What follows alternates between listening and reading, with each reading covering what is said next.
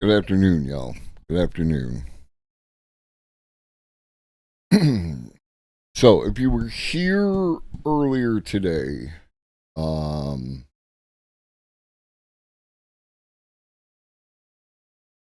fuck over.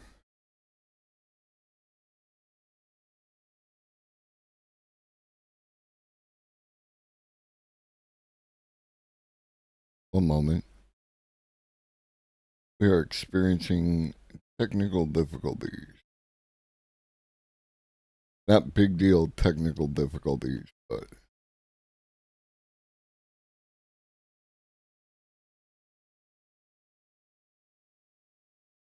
check, check, check. That is Milk Drop. It works with music. It works. I can route what you call it through it. Um, I can route Spotify through it. I can route Firefox through it. What I can't do is route the mic through it. I was not able to connect with Levelhead today. I'm supposed to connect with Levelhead tomorrow, and then I'm sure that my setup is janky because I feel like what I did was just continue to try things until they worked, and that inevitably leads to you um, like maybe doing stuff you shouldn't ought do, and there's stuff in there that would be more elegant. Elegant is a good word. More elegant if routed differently. The voice to text is done by a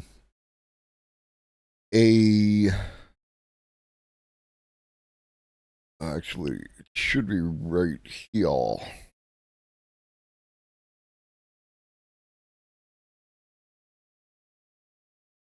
Do banana phone. Do banana phone. One moment. One moment.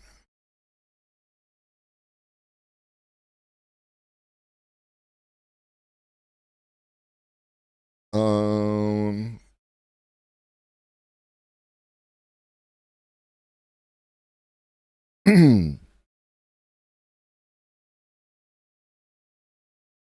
this may do what you want it to do.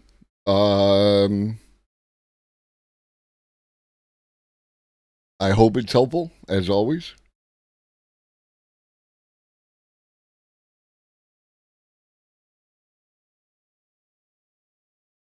You're very welcome. Excuse me. Yeah, except spelled. I did not. I did not do the last part of that. Right. So all I know is that my voice comes out of this thing, and Firefox comes out of this thing, and that'll get me through today and tomorrow morning, and then after tomorrow morning, will be. What up, Charmcat? By the way, hi Charmcast, hi Spell, hi Vimfox, hi Storm Raven. Welcome in, welcome in, welcome in. Yeah, I'm it's only got to get me through until I talk with Levelhead, and hopefully Levelhead will um do Levelhead things and help me. What's the technical term? Unfuck my system.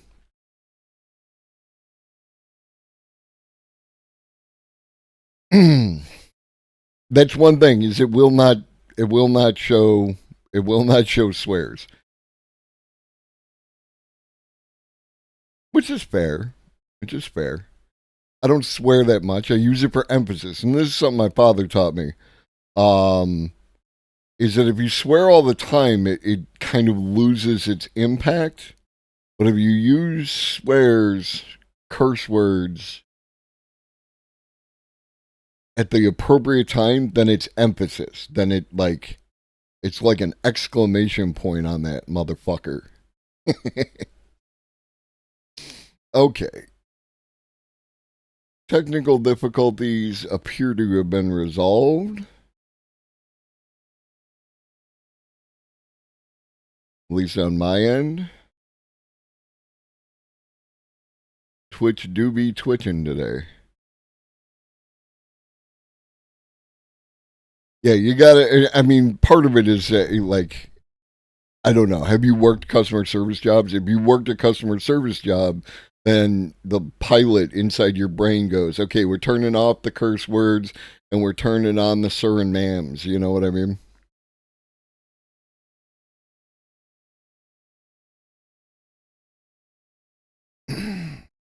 And see, I can't tell if this is Twitch's janky ass mobile app or if this is. Because I updated my router firmware, and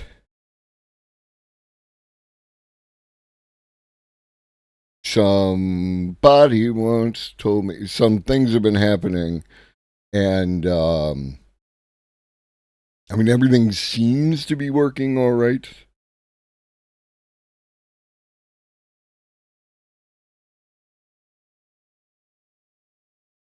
But I kind of feel like it's assigned IP addresses. to like the same device, or different devices. But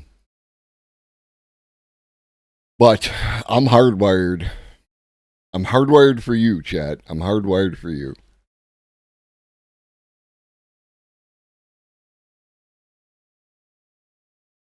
Perfect. That's all I can ask for. And encumbered by idiots, we pressed onward.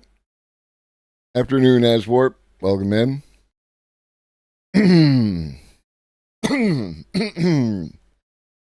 Let me clear my throat. Come on, I need my monitor.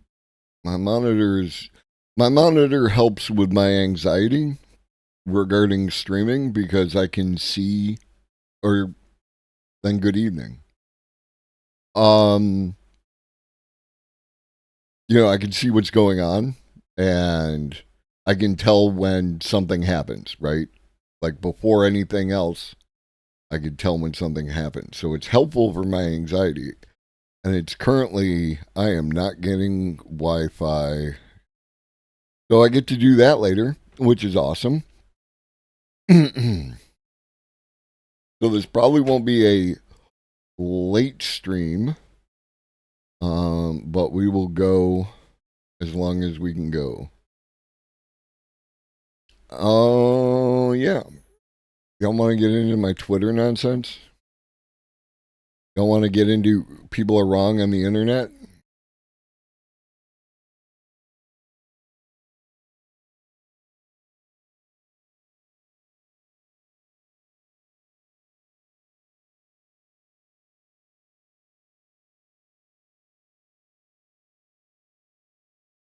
Oh. Okay. So this morning I was talking about word plus picture on the internet. So this morning people were posting on Reddit that ChatGPT was giving them weird outputs, right? Like it was melting down, it was freaking out, it was having an aneurysm, these kind of things. And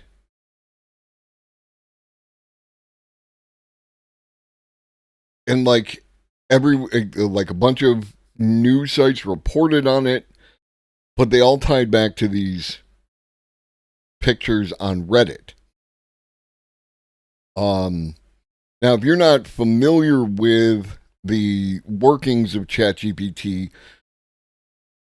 first off, you can put a bunch of stuff in a secret box that will, that ChatGPT will see when it's talking to you. So the stuff in that secret box isn't displayed when you get your outputs from ChatGPT. And then there's also, like, I've said this before, related to like internet drama bullshit that I'm not going to get into.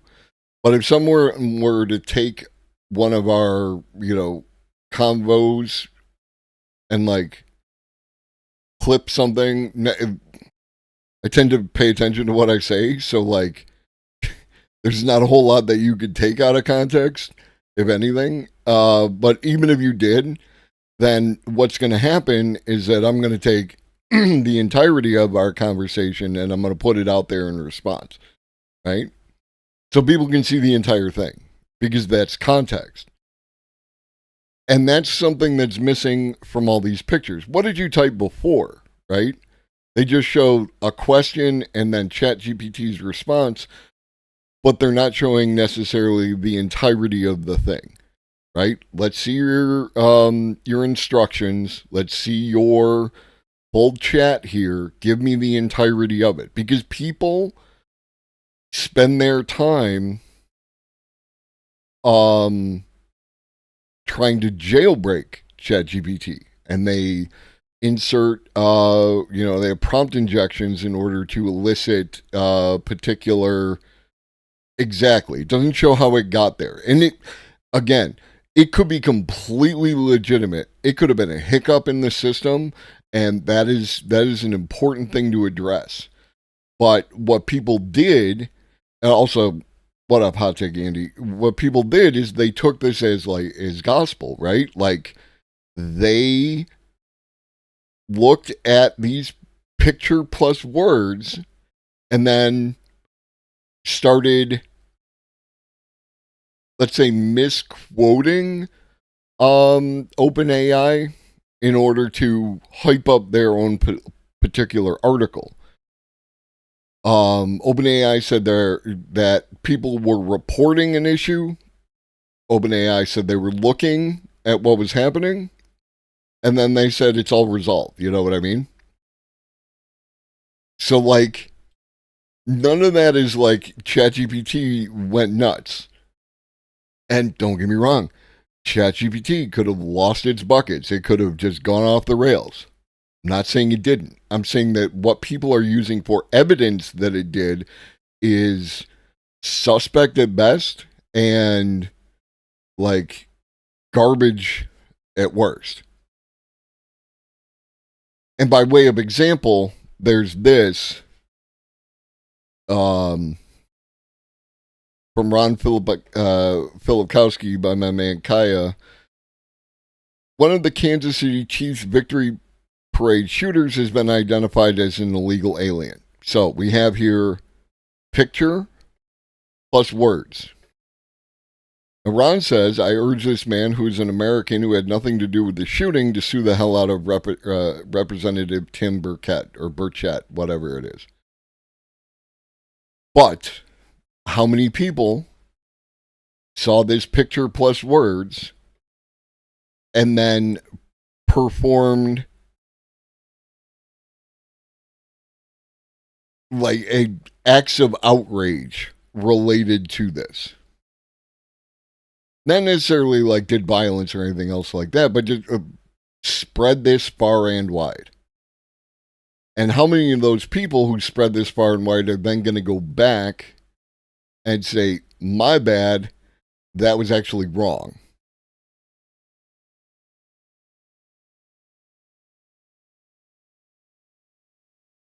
Okay? This is how that happens. They never go back.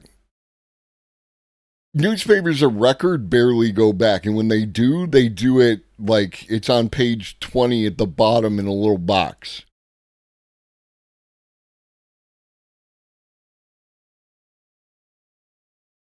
And here's my man Emmett, who I appreciate, actually liked one of my tweets one time, and I thought that was kind of cool. If you don't know, Emmett Shears, like, used to be CEO of Twitch, was CEO of OpenAI for like 10 minutes. And then went back to, just being on the internet and doing people with money stuff, you know what I mean? So the original post, group projects are great in theory, and I'm sure some folks get lucky and have good experiences, but as a pedagogical tool, it feels like most of the time they just don't work as intended.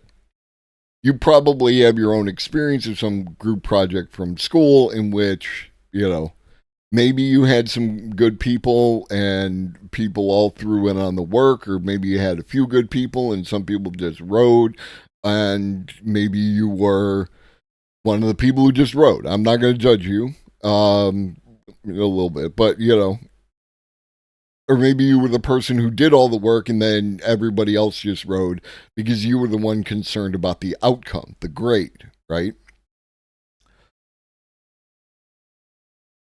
Yeah. So, Emmett says, group work is usually awful in school, as this thread points out, yet it's the basis for all work as an adult. And what's the difference? Free association. Now, when you're a CEO, you totally have the option of free association. You are the driver. You are the money. You get to decide who gets to do what and what things get done because you're going to fund it. Um, when you are in the working class, you don't get to do that as much. You know what I mean? You may choose, you can make an argument that under some conditions people can choose a free association of the place that they work. You can make that argument. It doesn't always hold true. There's definitely evidence against it depending on where you are located, et cetera, et cetera, et cetera. I'm not validating the argument. I'm saying that you can make it and have at least some place to stand. But then once you get that job, your free association goes right out the window, right? Because whatever group project you are working at the place that you work at,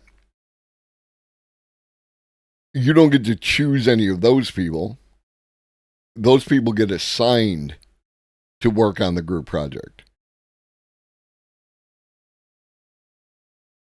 So there's no free association on it unless you get to the CEO level in the game of capitalism. That's two people being wrong. We do have 360s. You are not wrong. And we have pizza parties.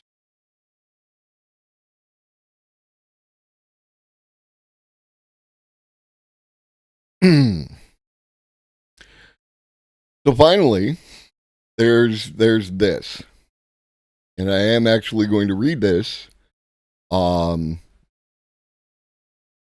it's important. We can do a pizza party on stream. Y'all are going to have to buy your own pizza, but we can do it. Oh, but that's just science fiction.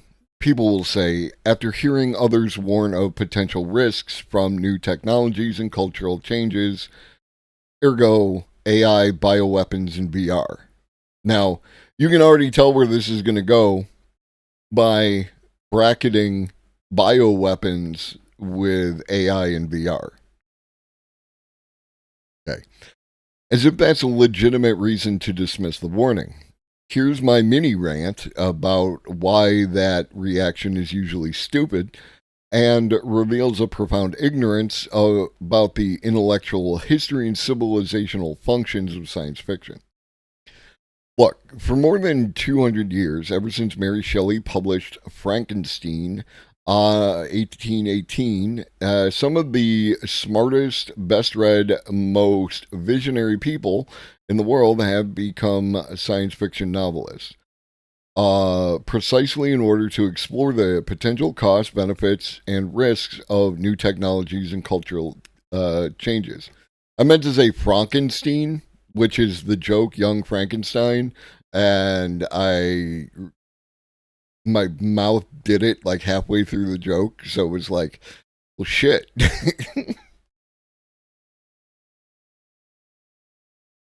That's how we humans learn to communicate ideas. And don't get me wrong. Okay, this is good. I would agree with most of this, other than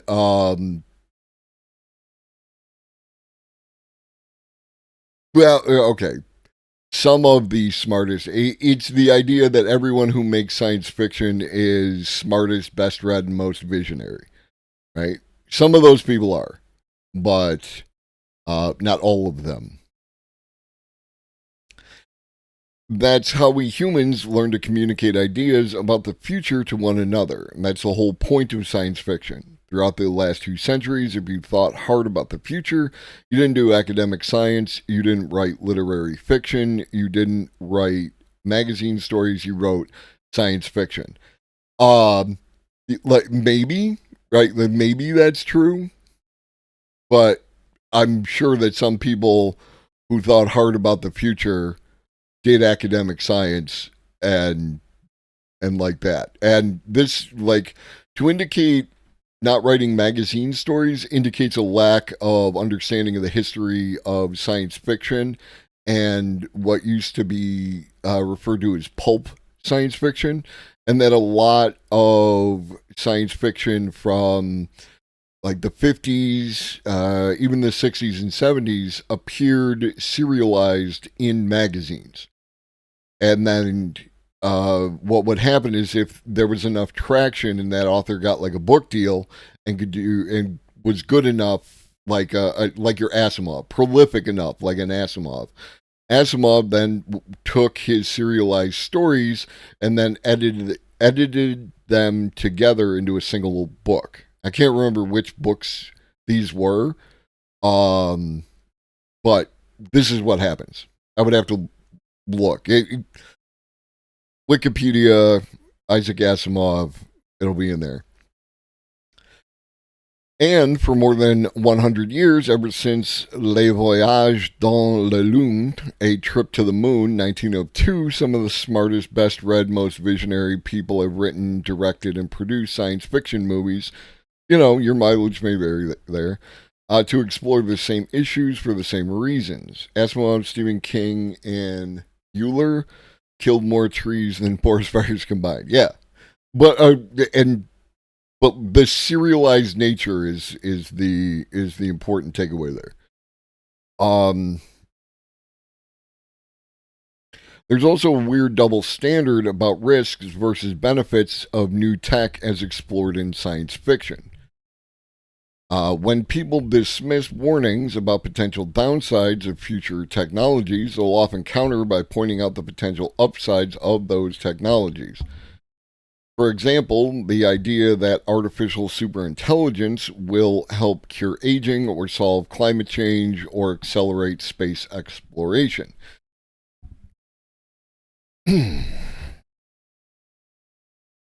Okay.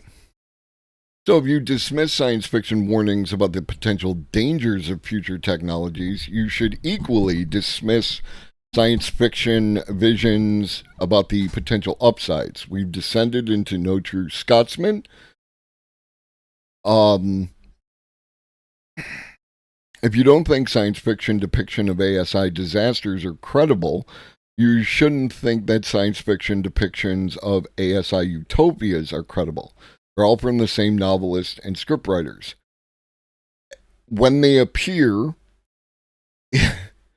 actually, the problem with George Martin is that George Martin actually has quite a bit of words written, just not within the one particular series we would all like him to write more in. Wild Cards is a whole science fiction series that he has related to people who all of a sudden get super, like a bunch of people on Earth get superpowers one day.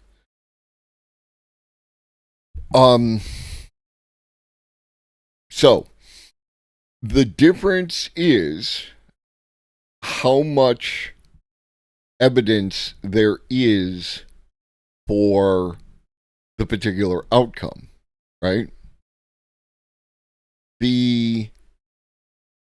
What up, old lobster?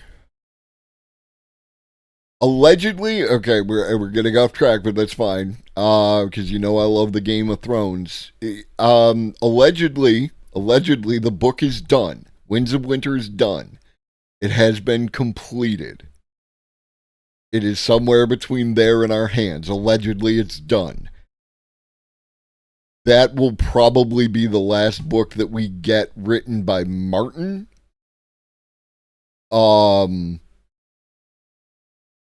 But I see no reason why Martin wouldn't let other people have at it. You know what I mean? What up, Pruitt?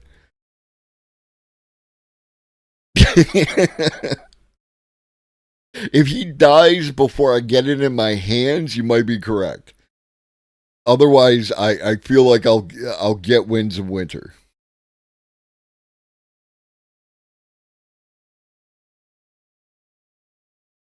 Anyways, where the hell was I? We had an era of momentous change in almost every aspect of life between about 1880 and 1970. from the machine gun to the moon landing, then a few decades of relatively slower civilizational disruption. Again, indicating that you don't know history. Uh-oh.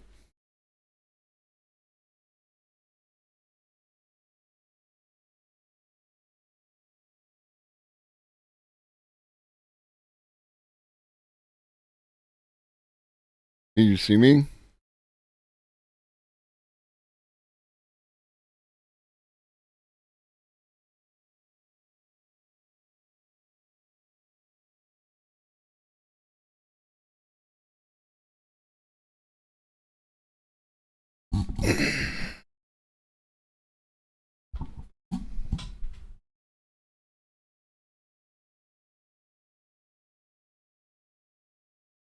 How about now?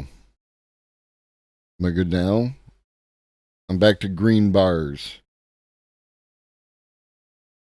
Yeah, I can't tell if it's like my internet. I did a boo boo. I updated my router's firmware today in between first stream and second stream. Can you hear me now? Um so yeah. Bonjour, Monsieur Hans. You got to change hands to the French, whatever that. It's like, I think it begins with a M or something. You didn't go far enough. You went part way, and now you should have gone the full way. But it's your name, Brody. So I don't have a monitor. My anxiety is rising. I'll be okay. We can do this. What the hell was I talking about?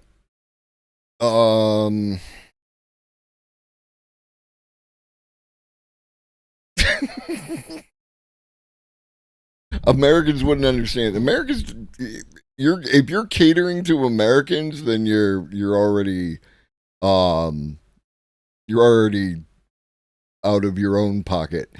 So oh yeah, fewer decades of relatively slower civilizational disruption between 1970 and 2024. Um, you saw like the rise of the internet, the rise of the personal computer, the rise of the cell phone. You've seen a lot of you can't connect to Twitch TV at all. And that's why I'm thinking it might not be my thing, it might be their thing. I thought they were going through some janky shit earlier. But I don't know. As long as you can see me, I guess we're good. I hope. It's not like I need Twitch TV for like an audience or anything. I'm just some jackass talking to the internet. But yeah, what I would say, what this sentence tells me is that this person is about my age and feels that like their perception of the way things have changed is like directly related to how people don't perceive technological change within their own lifetime. Like it's a whole friggin' thing. Now we seem to be back in an era of new disruption with AI, crypto, VR, drone swarms, etc. They bring crypto into the game, right?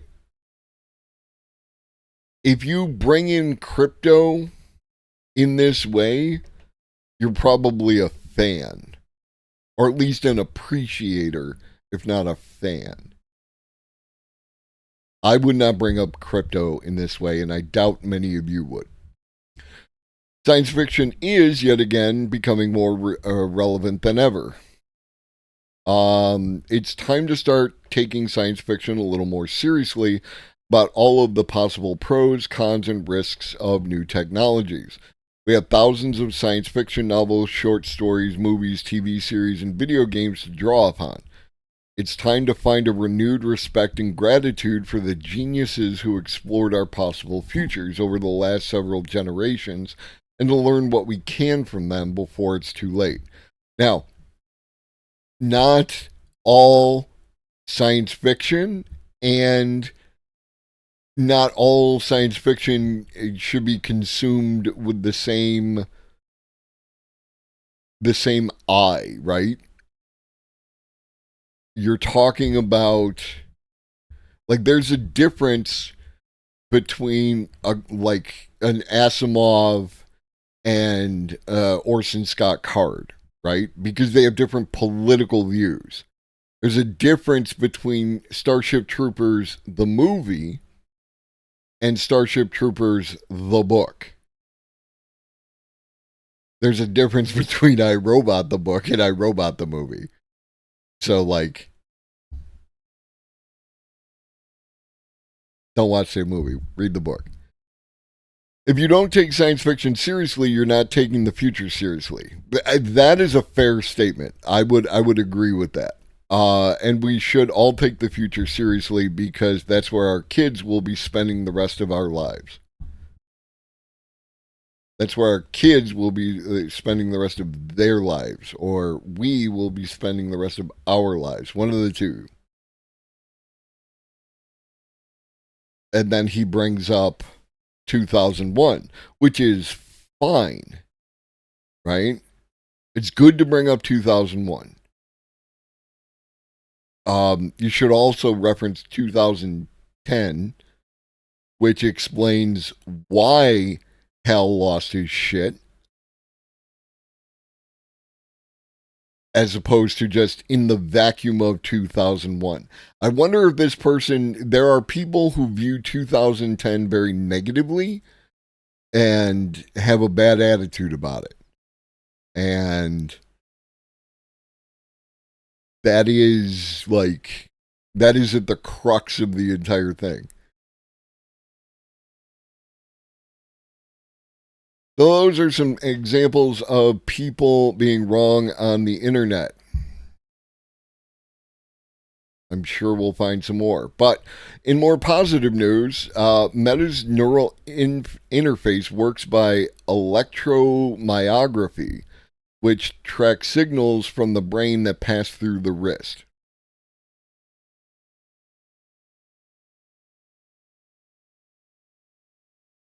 I mean, fair enough. I know that you've seen the movie because I was there. So, like, accepted. I think that this is pretty dope. We got sound. Do I not have sound coming out? I can't tell if this has sound or not. Sound check.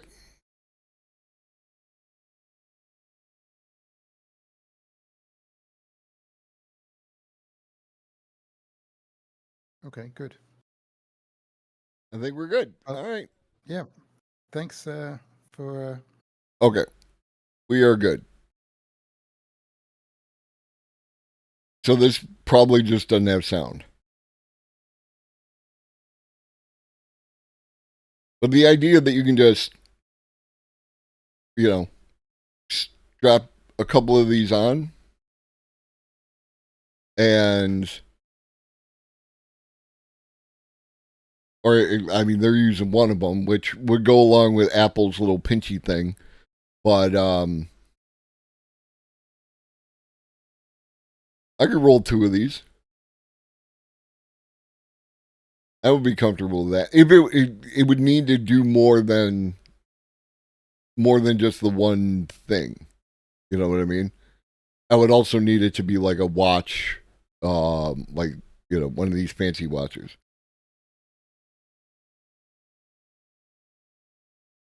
So you can just type freehand, you can do all that kind of stuff. Now we'll see. It is a promotional video that doesn't indicate it doesn't indicate existence, right?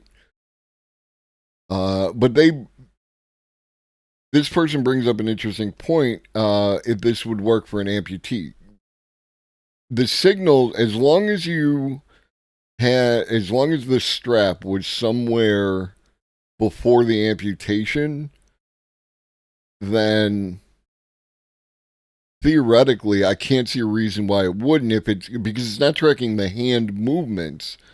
It's tracking the electrical signals telling the hand to move.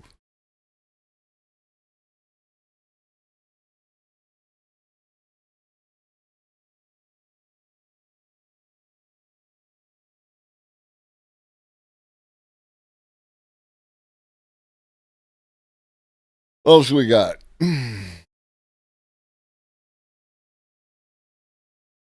Okay. This is something that occurred to me. I saw this meme, and this is why I still follow AI safety memes, in spite of disagreeing on like 75 to 80% of their posts. Is they do make me think. So I'll give them that.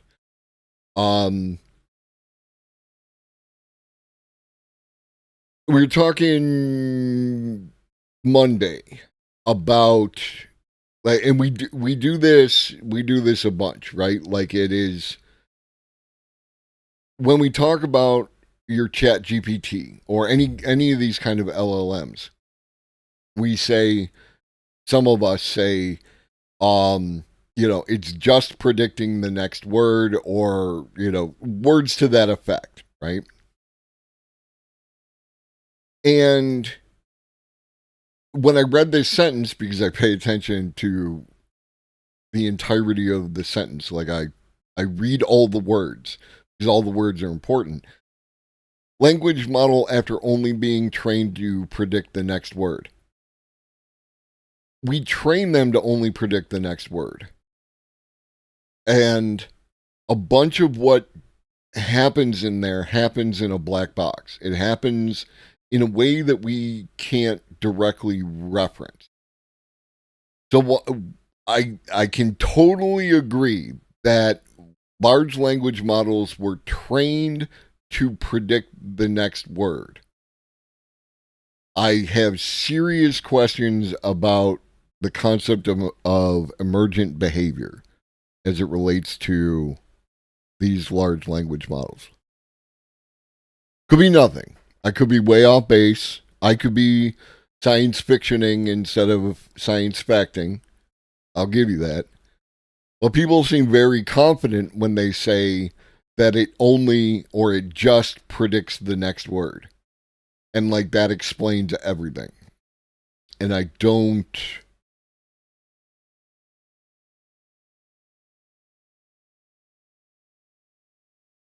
don't know how I feel about that. Actually, I do know how I feel about that. I'm just being very charitable because I'm not trying to start an argument with any of you people.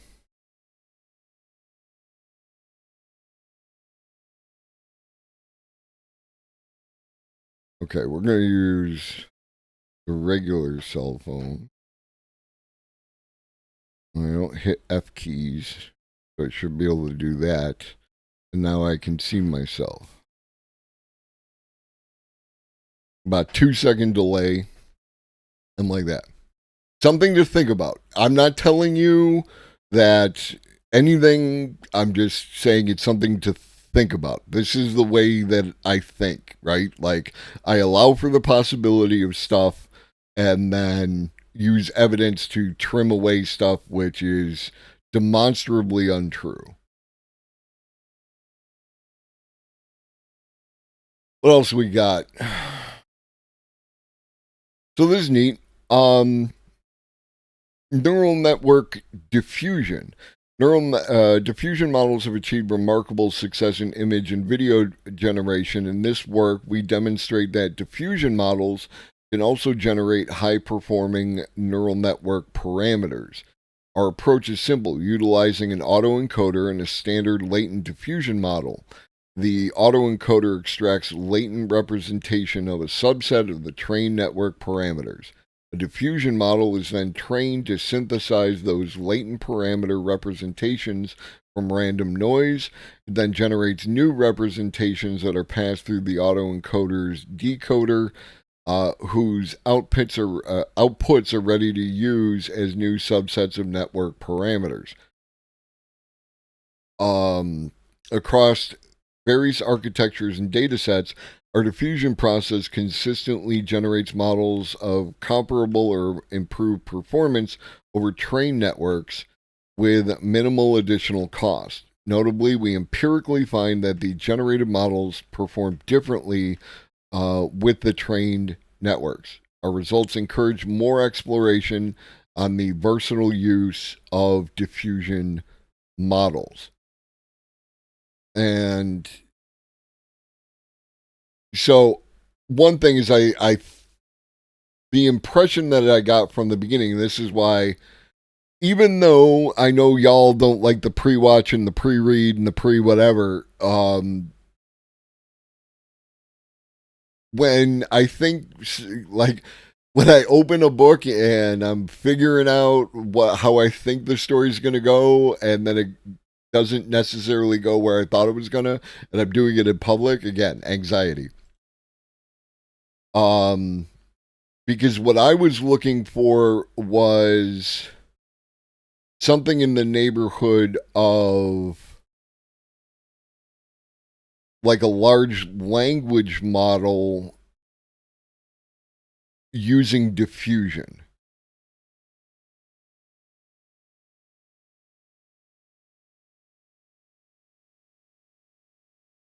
And whether or not that, because that was the impression I got from the beginning. But that is me kind of reading into it things that weren't necessarily said. And I just wondered about that as a concept. Like, is that possible?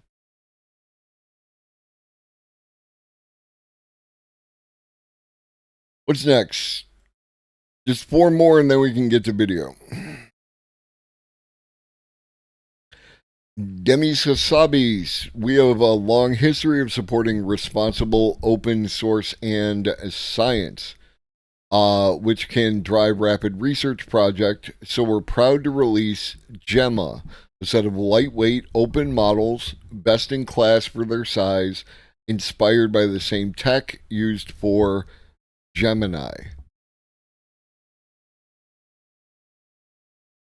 It's there at Hugging Face if you're into that kind of thing. And they have it performing comparably or better than Llama 2, Llama 2 7B, Llama 2 13B, Mistral 7B, and then there's Gemma.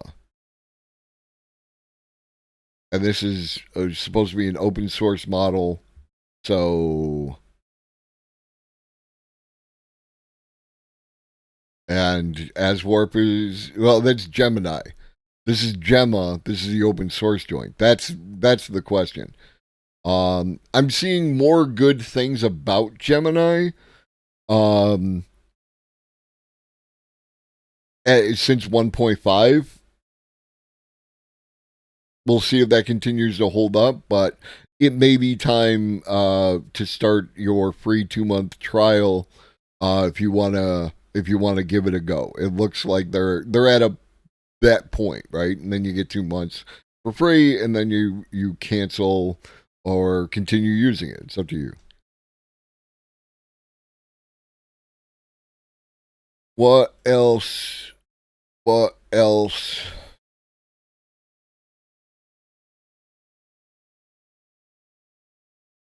Okay. Somebody, I think it was Old Lobster, posted a link to the video in coding videos talking about, this is Andre Karpathy. He was with AI or OpenAI until like last week, and he has been doing a lot of videos. Matt Wolf has recommended his videos to understand like the internals of a lot of these things. So he's talking about building, let's build the GPT tokenizer.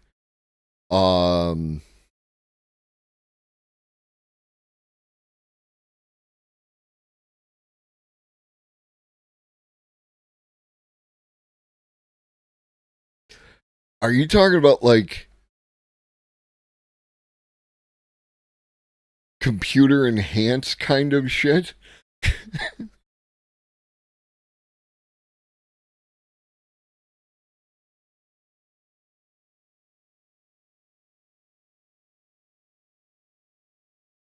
There's something in here I wanted to talk about. Oh, this literally right in front of you, bro. We will see a lot of weird behaviors and problems of LLMs actually trace back to tokenization. We'll go through a number of these issues, discuss why tokenization is at fault, and why someone out there ideally finds a way to delete this stage entirely. Why can't LLMs spell words? Tokenization. Why can't LLMs do super simple string processing tasks like reversing a string? Tokenization. Why is LLM worse at non-English language? Tokenization. Why is LLM bad at simple arithmetic? Tokenization. All these different issues. You have a complaint. Then what Andre is saying is you could probably trace it back to tokenization.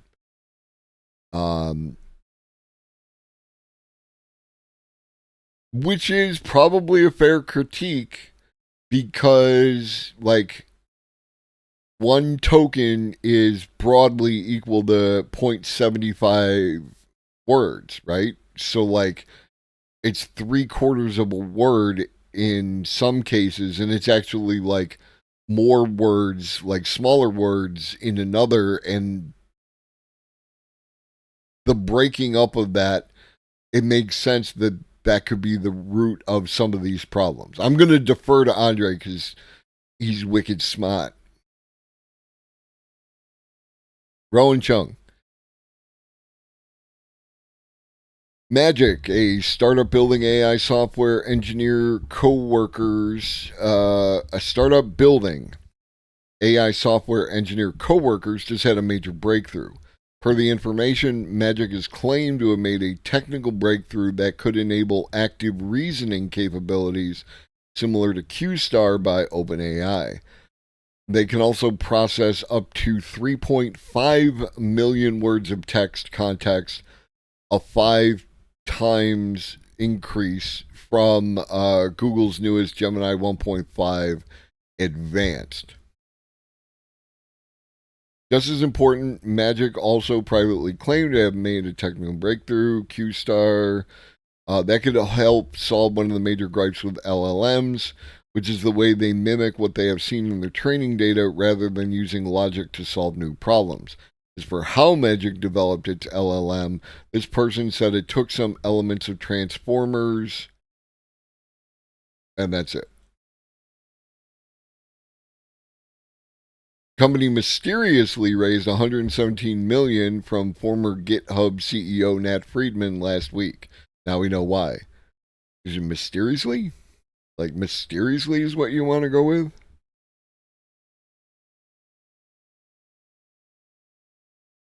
And this is an example. Like, well, 3.5 million tokens. What's next year's limit? 1 billion? I thought this was some 2030 milestone, not a 2025 one. And Rowan thinks that context windows will phase out and that it'll be unlimited. And by the way, there's 3.5 million words, which is actually more than 3.5 million tokens, as we just discussed. Okay, I'm good on my end, but my monitor went down, so I hope Twitch is okay. I'm assuming since Aswarp keeps typing that I'm still here and y'all are still here. So yeah, like this is a big deal. If true, right? Like that's where we're at.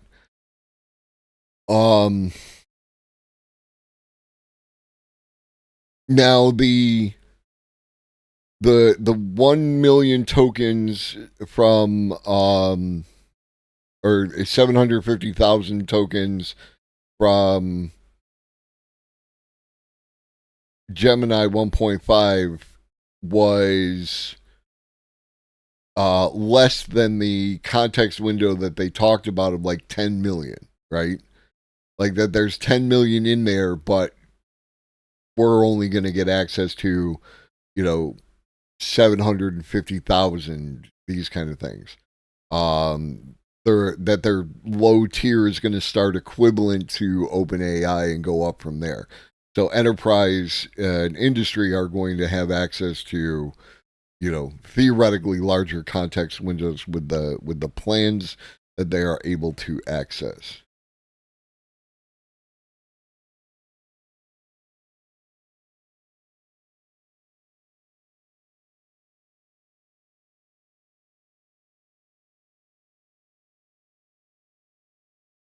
Okay.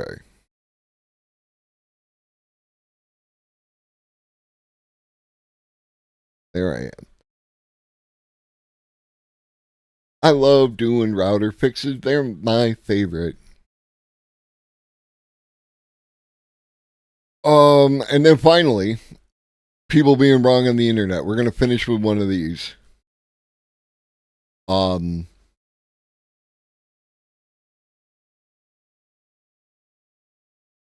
Okay.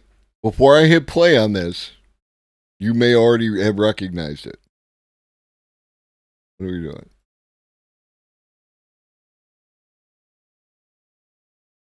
Come on. I don't want this. I want the other one.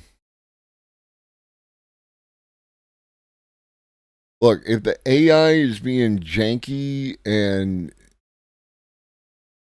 occupying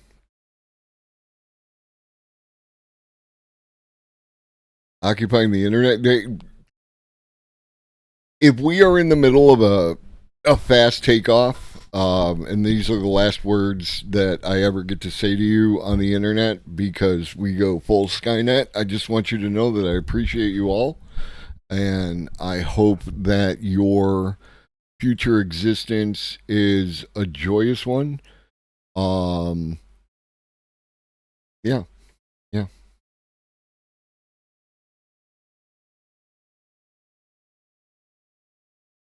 All right, we're going to try shutting down Firefox and reopening Firefox.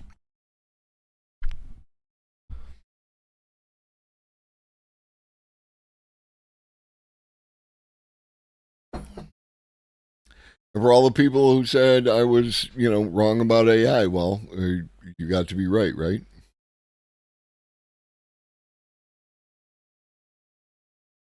Okay.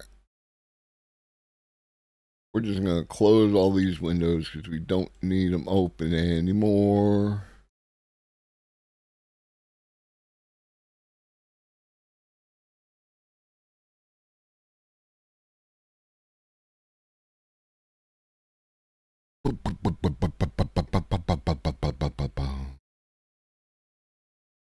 Well, that really is my point as well. Is that we're very hard to kill, and we are very clever, right?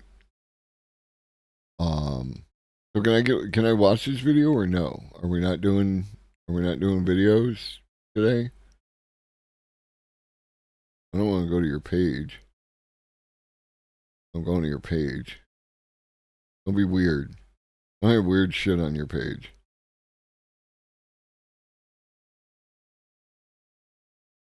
Where is the video? Did it get taken down? Is that why I can't get to it?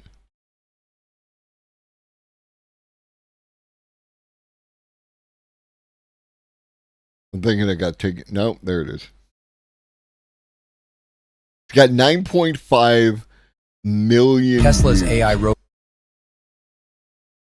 Atlas is a special robot that's super good at moving its whole body. Tesla's AI robot.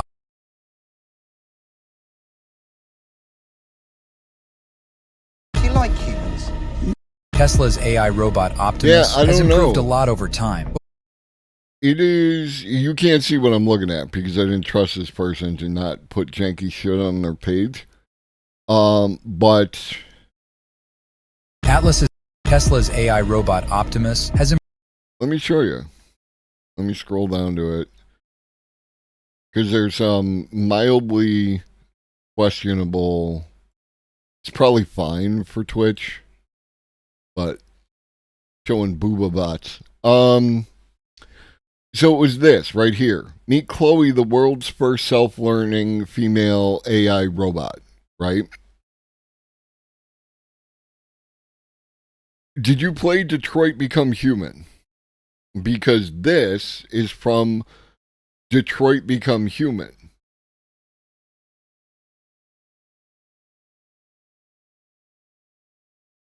It was presented to 9.5 million views as legitimate, right? Like this is actually a thing that is occurring. But what happens is when I click on this,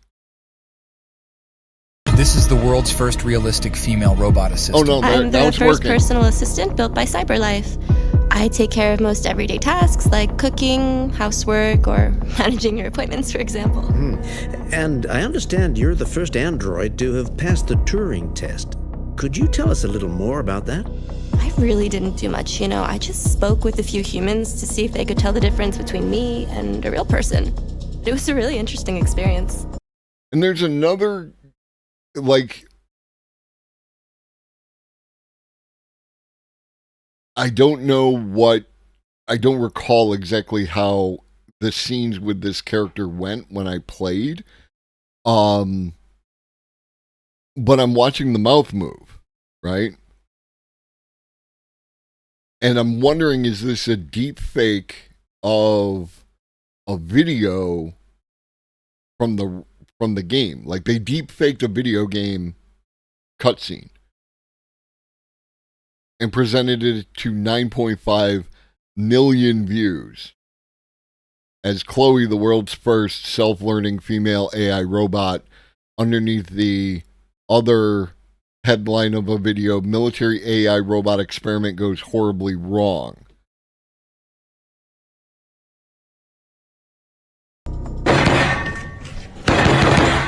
This is the And then there's a joke at the end, right?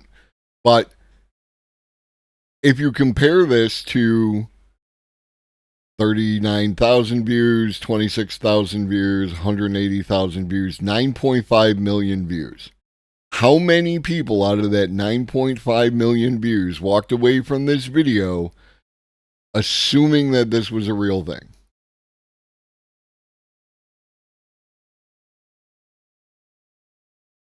Also, if you're not following the YouTube, follow the YouTube. I did a video. It's the video that I made for it's a video I made for hype trains. And I put it up on the YouTube. And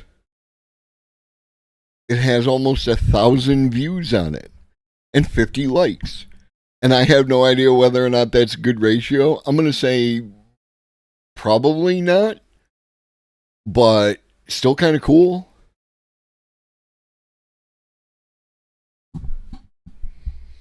But yeah, follow the YouTube. Ignorance is definitely something.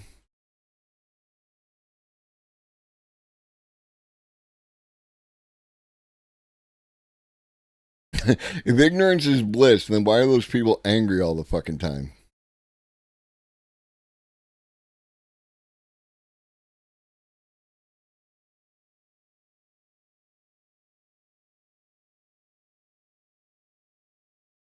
Y'all ready to watch some videos? We're watching some videos.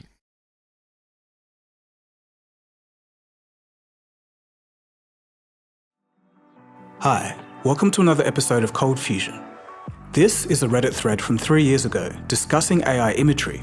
The top user says, imagine in a few years when we can make photorealistic videos from just a few sentences. AI is crazy. He gets downvoted and That's neat. We are an hour in and it appears that I offended somebody who was watching and they left and are never coming back.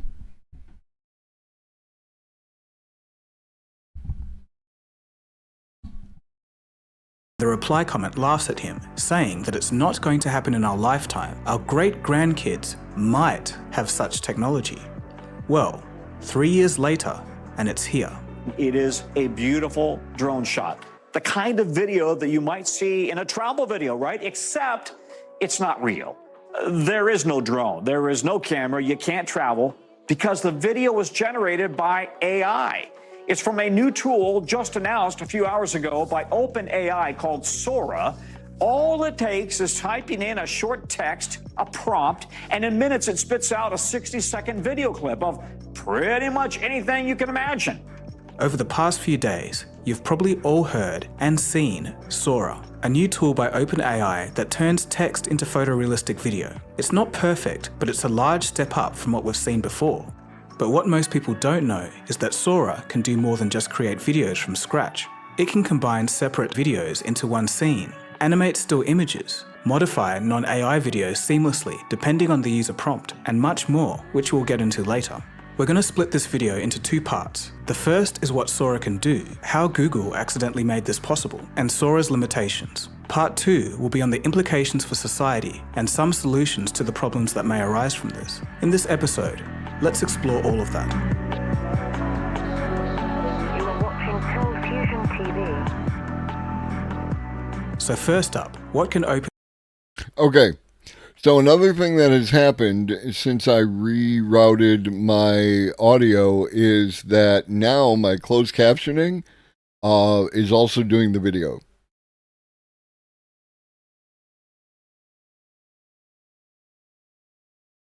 I thought I just said a whole bunch of words and it was taking a minute to catch up, and then I actually read the words and like that. Is this good? Is this bad? It might not exist after tomorrow. I beg you, level head. OpenAI's newest model do? I'll show some examples, including some newer ones that have just been released by those with early access.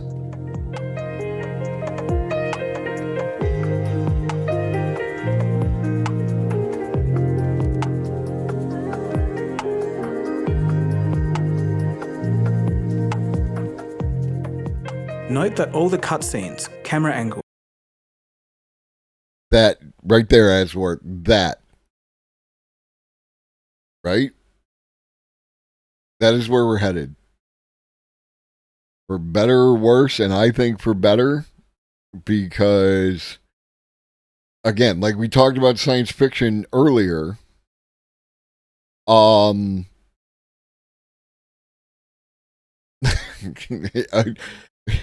a whole section of YouTube devoted to exactly that. But not all science fiction is good, right? There are even some writers that I like that some of their work is less than good. And what they need is an assistant. And I feel like there's a lot of people, maybe even you, who have good ideas and just don't know how to get from point A to point D, right? Like you either don't have time, or like every single D&D DM who fleshes out a good narrative, that they create a world that actually makes sense and gets the characters interested. Let's say suboptimal. Suboptimal is good. Gets the characters interested, gets the players interested to come back, week after week or what have you, all that kind of stuff. That person could novelize their, their D&D experience and make it available for people who want that kind of entertainment. That's what I see. These are the options that this kind of thing opens up.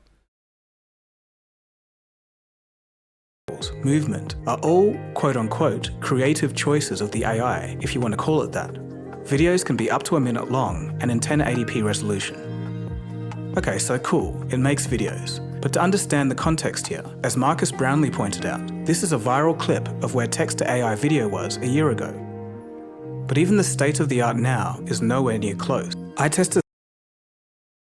Some of you might have seen there's a. We could do this. I wasn't going to bring it up, but he brought it up. Banana phone. Banana phone.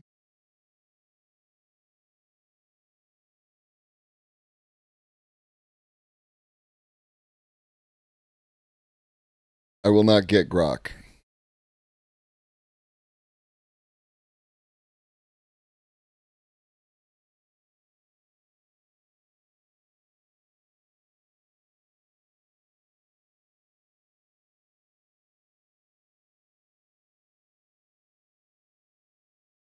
Okay. So here, a video was presented, AI video 1 year ago, AI video now. What's happening? Hey, That's a little intense. what's up, Bonnie? What's happening? Hey, let's go. But do you still? You can do it all by yourself. Let me see you do it.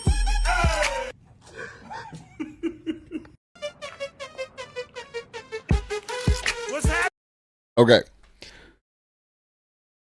So when I saw this, I was like, wow, that's really impressive. Like that, Sora was capable of doing this, right?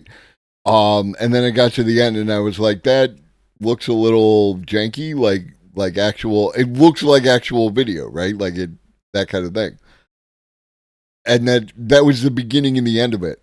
A lot of people took this to be a legitimate video, as I somewhat did, right? Like, I'm not going to say that I didn't feel that way. And then, of course, they came out and said, no, this is not real. This is Will Smith being a goofball around the thing, and this is like, I don't know if this is like his publicist or whatever, or if this is just some person. But Will Smith did comment on this. People did comment on it that it was actual video, not or real video, not AI video. Like the plausibility level was there, right? Like it could have happened. And then they ran it in reverse, and that added a level of authenticity. You know what I mean? The same prompts on Runway ML, and here are the results.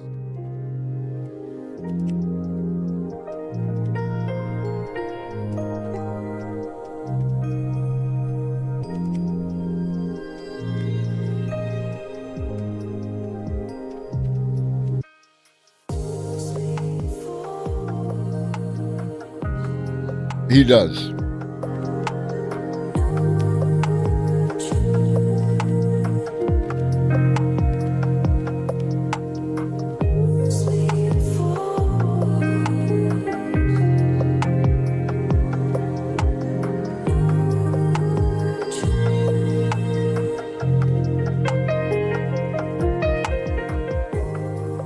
The difference with Sora is it's coherent. Previous video AI systems have a characteristic morphing quality as the video progresses.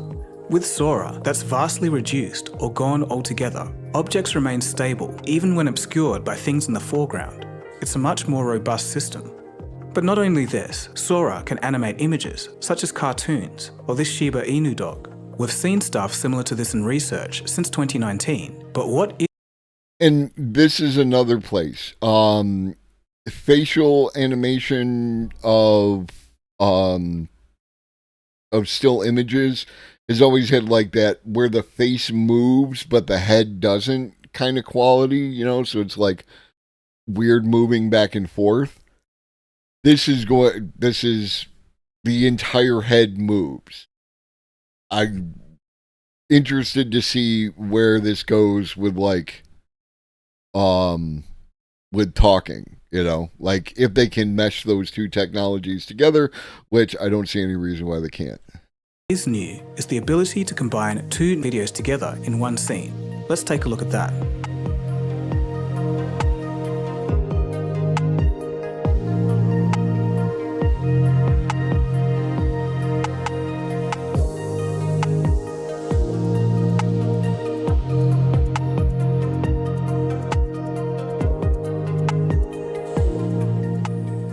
It can also simultaneously make up different camera angles of a single scene with just one prompt.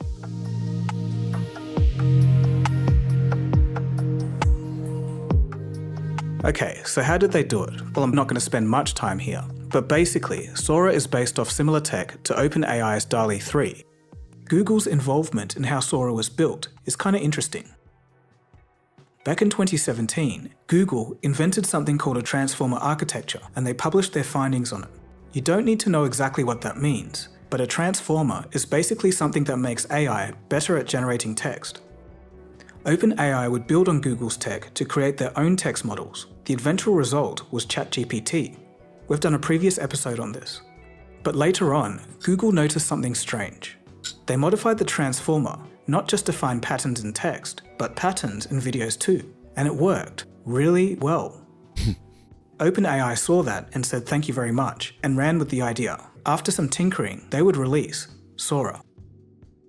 So how was Sora trained? There's no public info on the training data, but OpenAI did partner with Shutterstock last year, so there's a wealth of copyright-free data for their AI to chew on, and that might be a clue.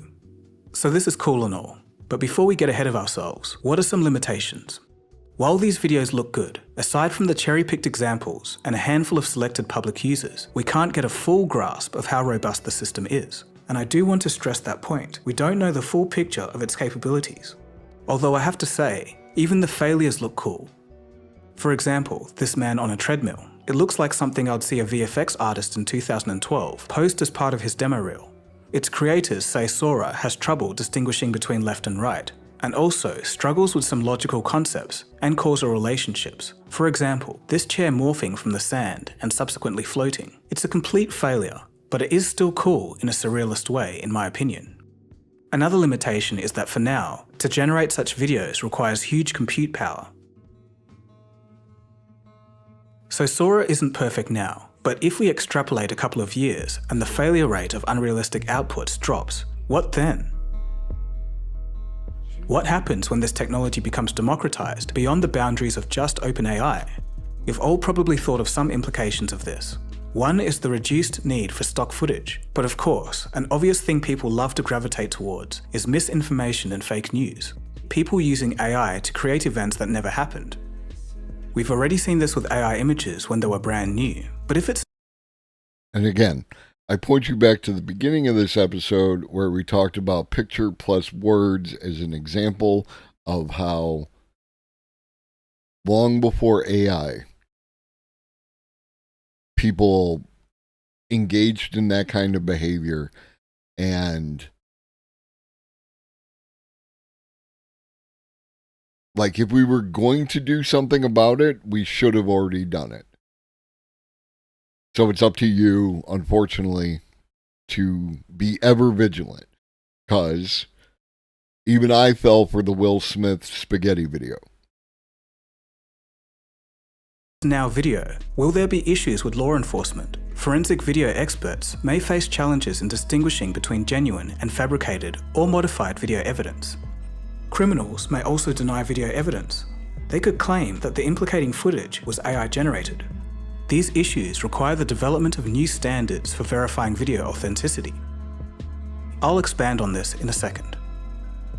But on the positive side, tools like Sora make it easier for creatives to tell stories. Videographers might be sweating because it gives a similar capacity to those who have never picked up a camera. That being said, it's not as cut and dry as videographers disappearing overnight. There'll always be a need for them in certain situations, like if you're filming a particular event or people, but the future could turn out something like this. The higher tier of videographers that do custom work will remain, but the lowest rung that take out their cameras just to film something for stock footage purposes or things of that nature will start to see their work be impacted. Again, it's not now, but we can see the trajectory in a couple of years. For example, although hard data is scarce to come by, anecdotal evidence suggests tools like Midjourney are already having an impact for those in the graphic artist industry. Tools like Sora could have a strange effect on human psychology. It's an effect that we came up with on the Cold Fusion podcast last year. Other people have probably noticed it too, but we called it AI fatigue. It's the concept. Before we get into AI fatigue, it will be interesting to see what kind of transformation, if any, this has on our legal system, right? And whatever the knock-on effects are of that. Are we going to do some weird Band-Aid shit and like try to keep everything as it is? Or are we going to have to change a lot of the ways that we engage with the legal system, and what ramifications do that have to people who are subject to the system more than others? Like, are there I know for certain that there's a lot of people who shouldn't be within our system, and I would like there to be a positive impact. I don't know how we're going to adapt to this. It's difficult to say. You have the regular intransigence of existing institutions. Our legal institutions are notoriously slow at adapting to new situations, like, I don't know, someone attempting to overthrow the federal government. And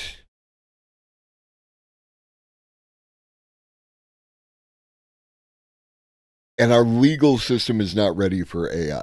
We are not ready for AI. But we're not going to stop it.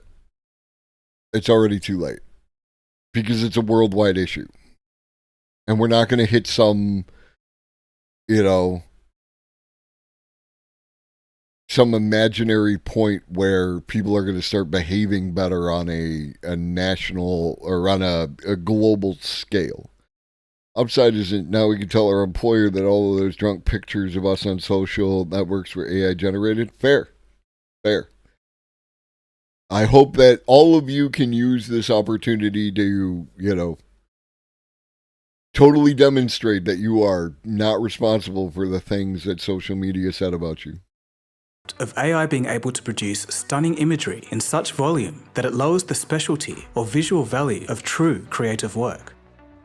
For example, on social media, you could see a crazy video that would have made our jaws drop just a few years ago, but now you just think, meh.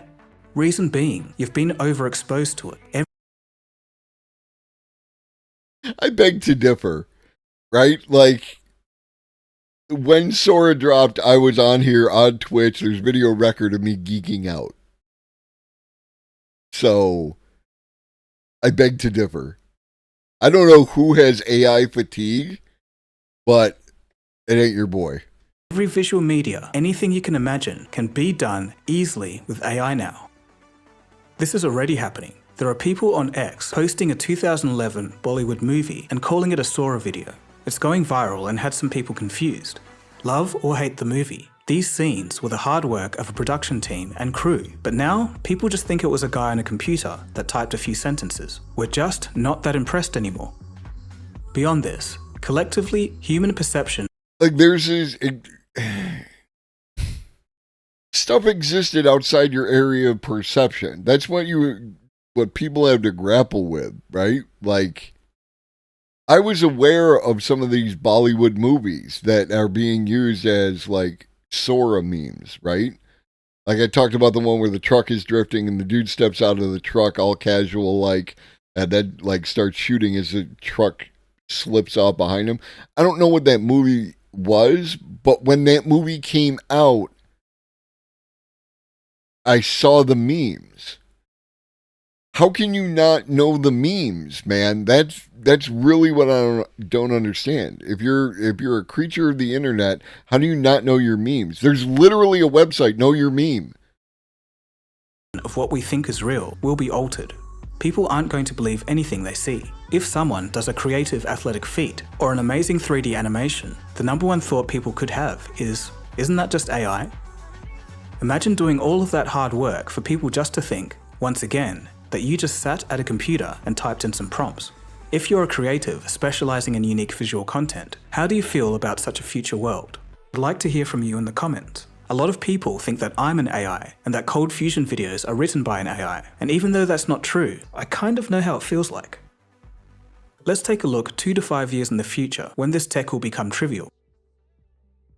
Along with AI fatigue comes the further erosion of trust, for example in journalism and media production. While a tool like Sora can enable faster and cheaper video creation, it may also challenge traditional notions of authenticity and trust in media. A simple website or app will be able to generate photorealistic videos for you.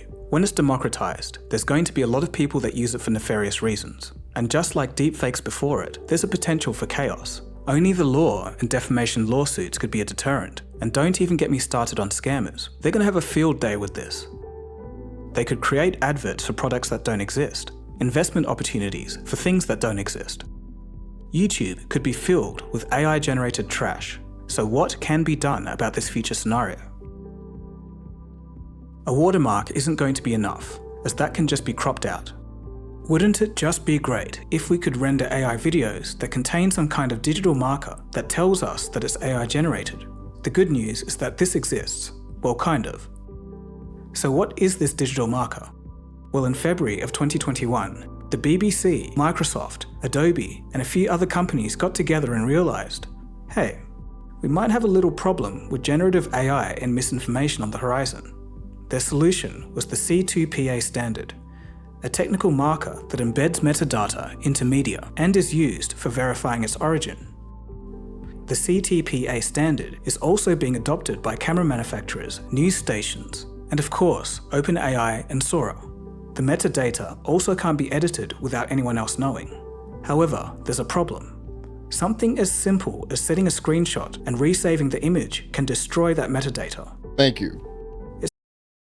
That's the question that I've been asking ever since they were talking about this thing isn't it that simple, right?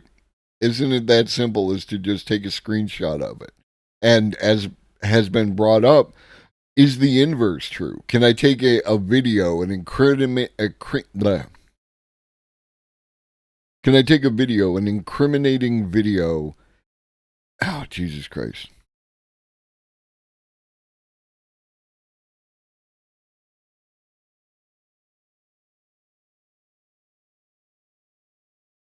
Okay, that was just Chatterino that went down.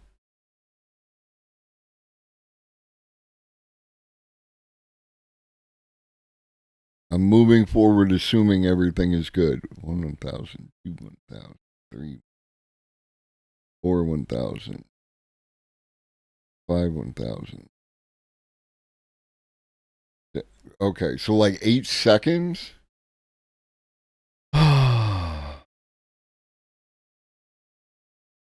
I, for one, welcome our AI overlords. Anywho,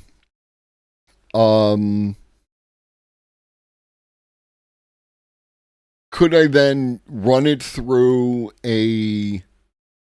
like one of the things you can do with Leonardo is take an image, like take a picture of yourself, use it as a reference image in Leonardo, and then get an output. And you can apply strength to it with a slider. You can take it all the way to like 0, where there won't be any noticeable changes to the image, but it's been run through the AI.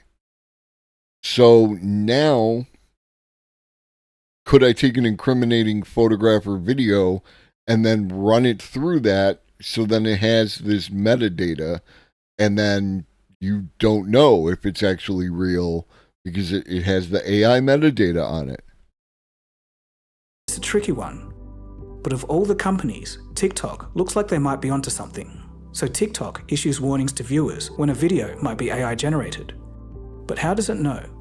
When a user uploads an AI video, they have the option to tag it. Now normally this wouldn't work very well and you'll miss a whole bunch. Right. But here's where the clever part comes in. The hope is that there's enough honest labels on these AI videos that you can train another AI to learn to distinguish and learn the patterns of what makes an AI video look like an AI video. And it's eventually going to do that better than any human could.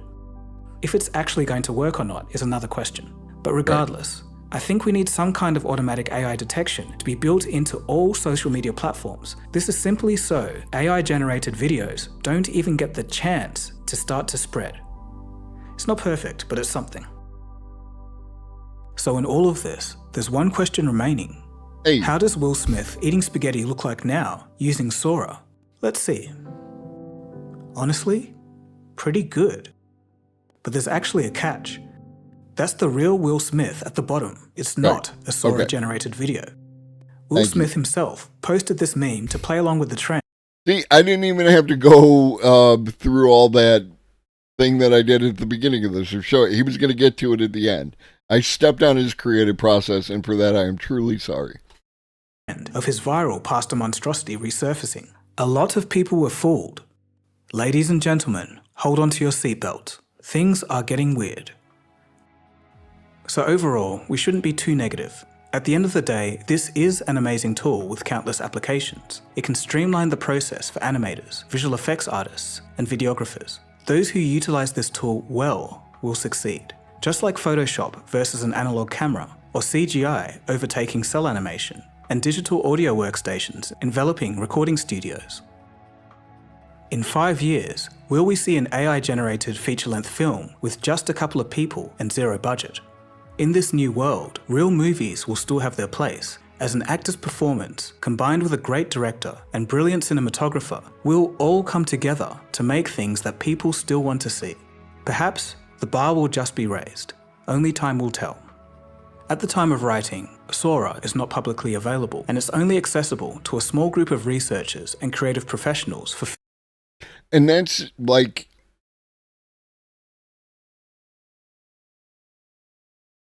how easy is it for you right now to go on any of these streaming apps, and once you get past movies that are like from great to good, what question mark? What happened?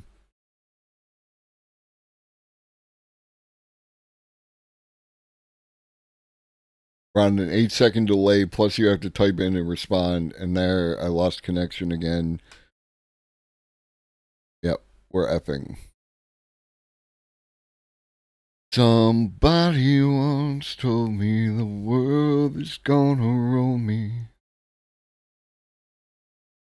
I ain't the sharpest tool in the shed. Are you back? I'm back.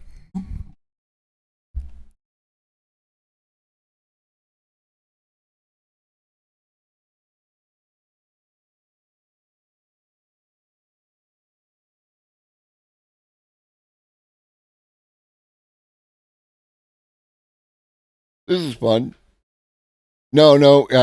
As soon as you threw out the question mark, I looked and there was a dip right there, and I'm currently at 1.4%. So, just a blip, you know.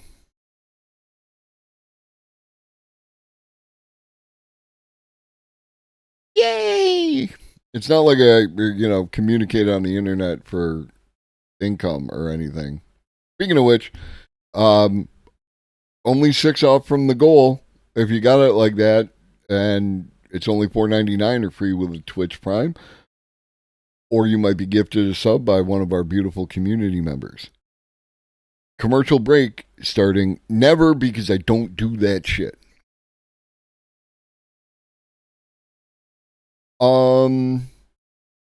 Yeah, I can't remember where I was. Thank you for that internet glitch.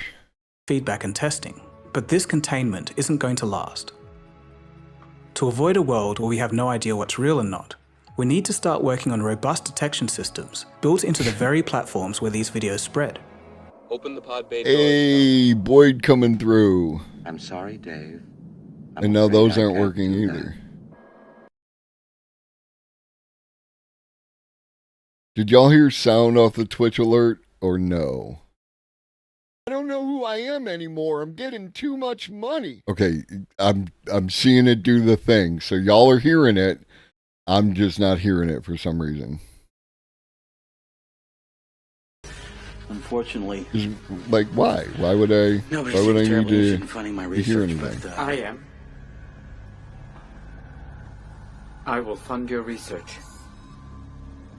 yeah, Looking kind of dumb. that'd be cool. Finger and a thumb. Why? Why? Good. Well, thank you, Boyd, as always, for your support. You've totally been an asset to the community and to me.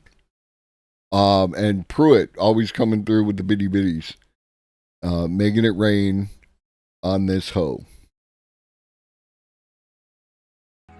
I want to leave you by looping back to the start of this episode with the 2 Reddit comments discussing AI from 3 years ago. This is a great example of how humans fail to grasp exponential progress. Oh, and by the way, Sam Altman. And that's how y'all sound. Not y'all, but y'all, right? When I say some shit like this and then people come back, oh, it's never gonna happen, bro. Never gonna happen, bro. AI can never do that, man. With the 2 Reddit comments discussing AI from 3 years ago. This is a great example of how humans fail to grasp exponential progress. Oh, and by the way, Sam Altman wants to dominate the entire supply chain of AI. He's asking investors. Sam Altman says that we need to build more AI and chip infrastructure, right? Like, is he wrong? Because everyone says there's not enough chips. Everyone says that this is a problem in one way or another. Not everyone. That's hyperbolic. To cough up $7 trillion to make his own AI chips. And as mentioned in a previous episode, Sam wants to build an AI phone with Johnny Ive of Apple fame. He seems like he's out of control, or in complete control.